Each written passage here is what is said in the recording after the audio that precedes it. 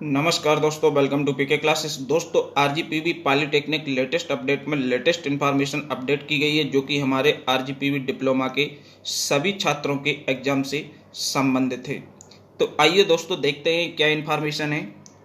तो दोस्तों, UFM rules, RGPV polytechnic wing द्वारा यूएफएम के रूल्स के लिए अपडेट कर दिया गया है। इस आधार पे आपका नकल प्रकरण है जो कि बनेगा। तो दोस्तों, यूएफएम रूल्स क्या हैं इसको देखेंगे आज हम।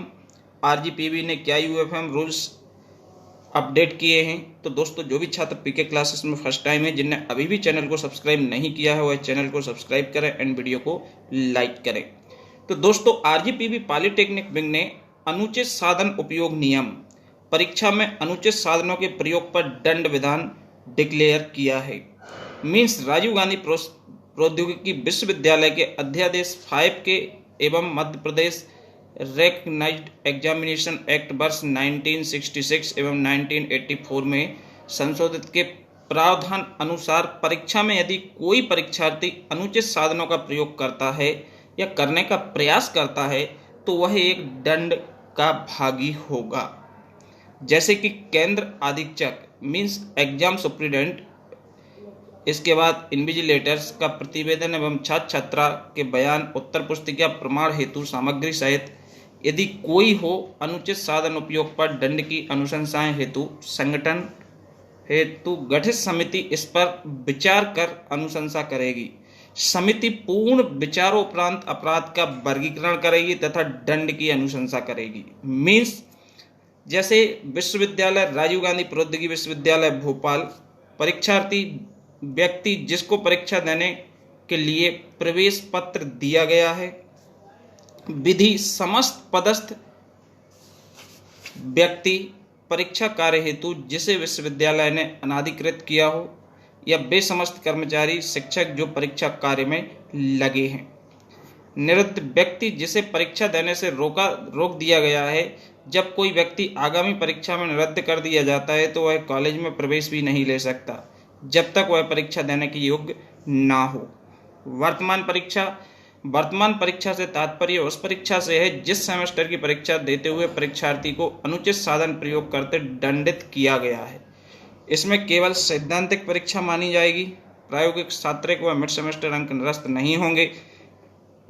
आगामी परीक्षा आने वाली सभी परीक्षाएं सैद्धांतिक, प्रायोगिक, मिड सेमेस्टर एवं छात्रिक अंक अपराध की गंभीरता के अनुसार निम्नलिखित वर्गीकरण किए जाएंगे एवं दंड दिया जाएगा। जैसे कि वर्ग आ में रखा गया है, ऐसे समस्त स्टूडेंट छात्र जो परीक्षा कक्ष में परीक्षा के दौरान किसी भी अन्य परीक्षार्थी से या व्यक्ति से किसी भी प्रकार की सहायता लेता है या दूसरे परीक्षार्थी की सहायता करता है, चाहे वह मौखिक रूप से हो या लिखित रूप से, या अपनी पहचान पुस्तिका में छोड़ता है या पहचान हेतु कोई निशान, चिन्ह आदि बनाता है, या प्रश्न पत्र पर अनुक्रमांक के अलावा कुछ और लिखता है, इस श्रेणी में वर्गीकृत किया जाएगा।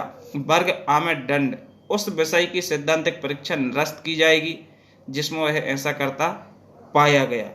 तो दोस्तों, ये ध्यान रखने वाली बात है कि कुछ भी करने से पहले आप नोटिफिकेशन को ध्यान एक बार जरूर रखना। हो सकता है आपकी छोटी सी गलती भारी पड़ जाए। वर्ग वाह, परीक्षा समय में परीक्षा कक्ष में या कक्ष के बाहर जब तक कि परीक्षार्थी ने उत्तर पुस्तिका जमा ना कर दी हो, उसके पास कोई दस्तावेज, किताब, लिखित कागज या कोई अन्य सामग्री पाई जाती है जिसमें उस विषय संबंधी कुछ लिखा हो जिसकी परीक्षा उक्त समय में चल रही है, भले ही वह प्रश्न पत्र में पूछा गया हो या ना पूछा गया हो, मिलता है या पाया जाता है, परीक्षार्थी इससे नकल कर रहा हो या ना कर रहा हो, इस श्रेणी तक वर्गीकृत किया जाएगा। वर्ग बा में दंड वर्तमान पूरी परीक्षा निरस्त की जाएगी।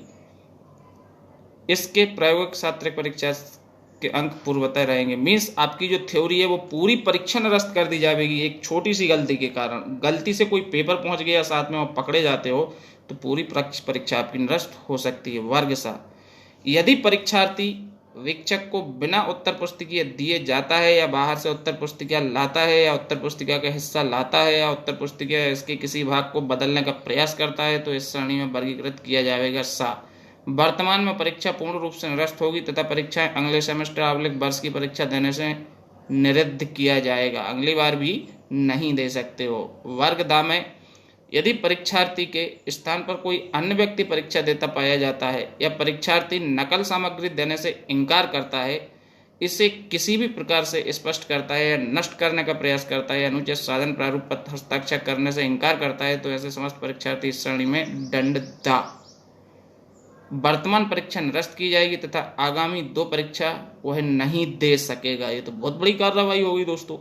तो ये ध्यान रखने वाली बात है कि गलती से भी गलती नहीं होना चाहिए, समझ गए ना।